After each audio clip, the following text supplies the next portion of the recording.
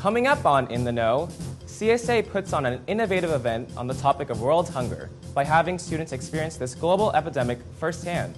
This is Brittany Makovsky. A famous public forum from London comes to LMU. I'm Carissa Paris. Students dance off on the catwalk for a good cause. I'll give you a front row seat coming up. And I'm Zack Snyder. Stay tuned for my special investigative report into the mind of the student smoker.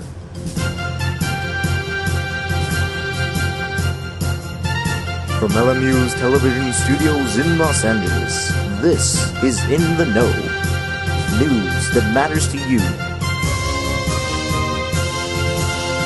Welcome to another episode of In the Know, the show where we only cover stories that matter to you, the student body. I'm Stephanie Palmer. And I'm Michael Barino. On November 13th, students gathered in St. Robert's Auditorium for the Center for Service and Action's annual Hunger Banquet. This interactive experience opened students' minds to the realities of poverty and world hunger. In the Know's Connie Tran reports. As students entered the hunger banquet, they chose randomly what social class they would be assigned to for the night.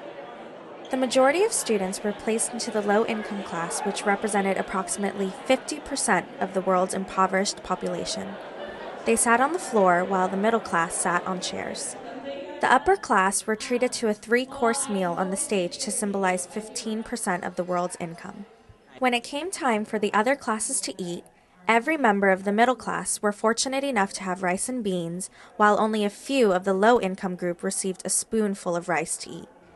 The food situation posed greater difficulty for some students because they had chosen to fast for the past 24 hours as a part of another event, the Day Famine. It really impressed upon me the appreciation for what I have every day and how I'm going to go eat right after this. I'm really excited. And it just raises your awareness, and once you can connect the issues with the personal experience, it makes it all that more real to you. The banquet took another realistic turn as some students were selected for scenarios in which their social class was either improved or worsened, like junior Ryan Pickering's was. It felt awful. I'm tremendously hungry, and it was kind of frustrating. Main hostess for the night, senior Oma Waziri, impressed some thoughtful sentiments upon the audience. Everyone on Earth has the same basic needs. It is only our circumstances, where we live, and the culture into which we are born that differ. After students received their meal tonight, they were able to take an initiative by writing a letter on a plate like this to Assemblymember Beal. These letters demanded improvement towards the health and nutrition efforts of California's impoverished. Junior Brock Seraphin feels strongly about the plight of the hungry. Pisses me off. I think that everyone should have equal resources. I think that everyone should have a fair chance at getting a meal at the end of the day. And, what can we do? It seems like we're so entrenched in the way that the world works right now, so it's hard. It's like, how can we take action? We can write letters like we're doing tonight. CSA's Tom King was impressed with the student turnout. For some that didn't know what they were getting themselves into, it was kind of a great leap of faith, I think. But I think it's a good thing because it allows students to understand the divisions. And we have divisions here, too, on campus. And so I think it's an important awareness. To give voice to the victims of world hunger, a bell was rung every 3 seconds to symbolize a child's death from starvation. This has been Connie Tran for In the Know. Thank you for that report, Connie. You know, Stephanie, I've been to this event for 4 years now, and it's inspiring to see more and more students come each year to educate themselves on this worldwide dilemma. If you're interested in taking action in the fight against hunger, Campus Ministry invites you to join them in feeding the homeless of the greater Santa Monica community every Tuesday during Convo. They gather in Malone at 11:30 to pack lunches, then drive to the Santa Monica area to distribute meals to those in need. Hunger wasn't the only topic on students' minds during World Fest. At LMU's first Hyde Park Open Forum, students were given the opportunity to speak out on social justice issues they are passionate about. Our own Brittany Makovsky was there and witnessed these various calls for action. The Speaker's Corner in London's Hyde Park is a forum for anyone to express their views on any issue they deem prevalent. Topics range from politics, the environment, or community issues. Mike Aguilera spoke on behalf of the Gay Straight Alliance. I am ashamed to live in a world where in 7 countries homosexuality is punishable by death. I'm ashamed to live in a country Well, while we are at war, thousands of men and women in uniform, bravely serving their country, are discharged for simply being who they are. Jeannie Sherman brought awareness to the crisis in Burma. Villages in northwestern Burma have been burned and destroyed by the government, and it's a really big problem, but nobody knows about it. Eliza Burke stressed the seriousness of climate change. This is an issue that's going to affect millions of people's lives throughout the world. Everyone talks about, the polar bears and whatnot, but there's millions of people and other animals, other species that are going to be affected by this, and we can no longer we can't adapt to these changes at this pace. Hyde Park was put on by the Pangea International Club. We had like 8 speakers. That was good. President Dor Goldman explains his club's purpose at LMU. Consists of domestic and international students at LMU, have different cultural events, social events, hanging out, getting to know each other's stories. The domestic people help the international with their experience at LMU, and the international usually share their experience from abroad and kind of convincing the domestic to come and visit us in our countries one day. This has been Brittany Makovsky for In the Know. Thank you, Brittany. There certainly were a lot of enthusiastic speakers out that day. If you missed out on any of the events at World Fest, you have one more opportunity to celebrate ethnic diversity. The Brothers of Consciousness and Isang Bansa Filipino Club want you to join them for Diversity Fest, a night full of cultural dances and fashion. It's happening Friday, November 30th from 7 to 9 p.m. in Burns Back Court. And in Greek news, Kappa Alpha Theta hosted their annual Catwalk on November 10th. It was a night filled with music, food, and fun, where organizations, both Greek and non-Greek, came together and strutted their stuff. And as Carissa Caparis reports, it was all for a good cause. The ladies of Kappa Alpha Theta transformed Burns Back Court into a star-studded affair for their annual charity event, Catwalk. All the proceeds, raised from ticket sales and a silent auction, went to the sorority's philanthropy, CASA, or Court-Appointed Special Advocates. This organization reaches out to children who have been abused sexually or physically, severely neglected by their parents, or have been in and out of different foster care homes.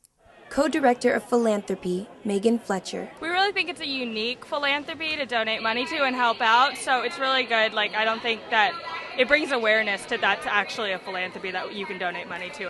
Catwalk kicked off with the search for Theta's new sweetheart, Mr. Casanova. 5 men from different fraternities competed for the title. The contestants were tested in Theta trivia and wowed the audience with their musical talents.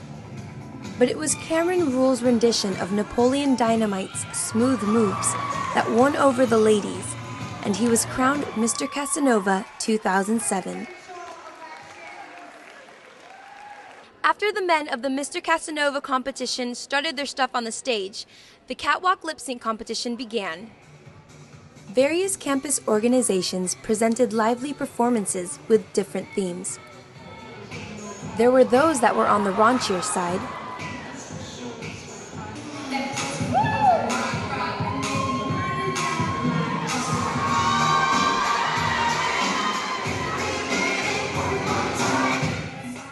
others took the audience back in time to a different decade.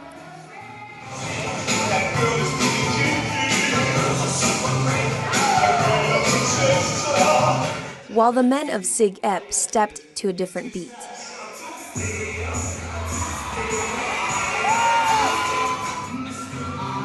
The ladies of Delta Gamma channeled their inner warrior, while the men of Sigma Chi got in touch with their feminine side.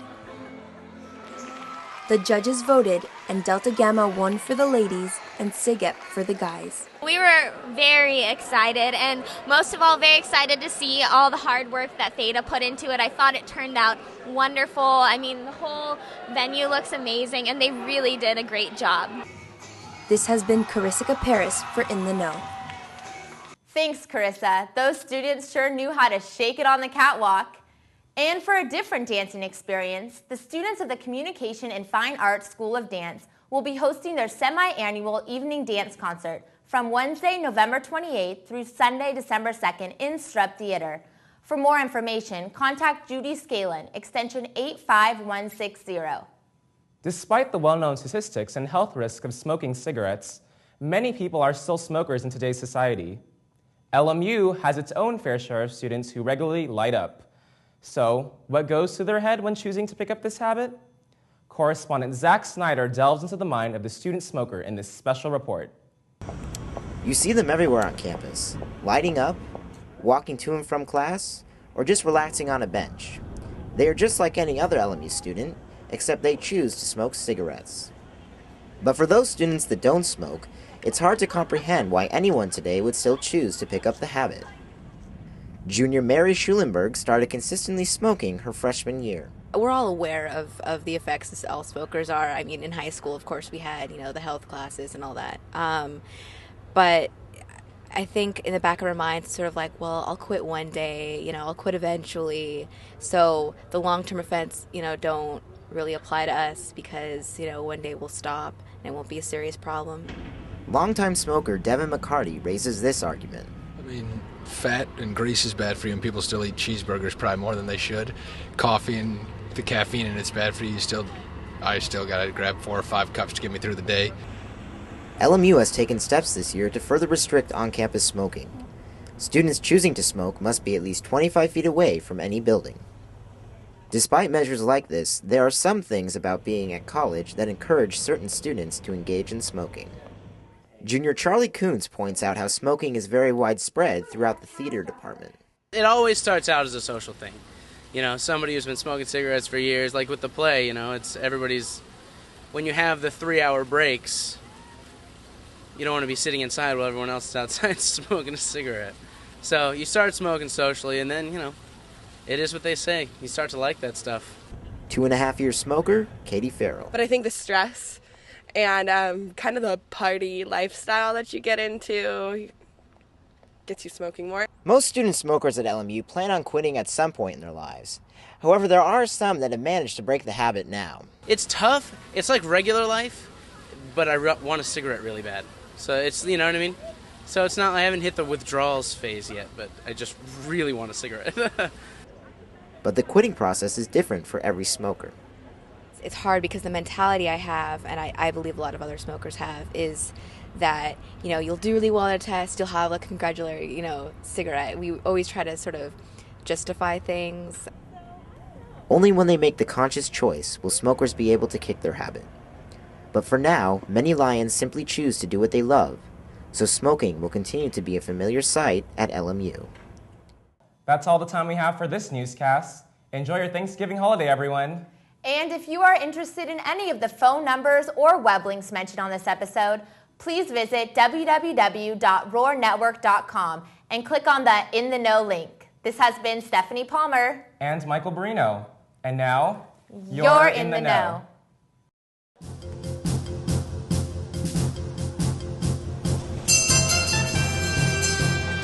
It's been under the rule of a really oppressive military dictatorship for a while now, and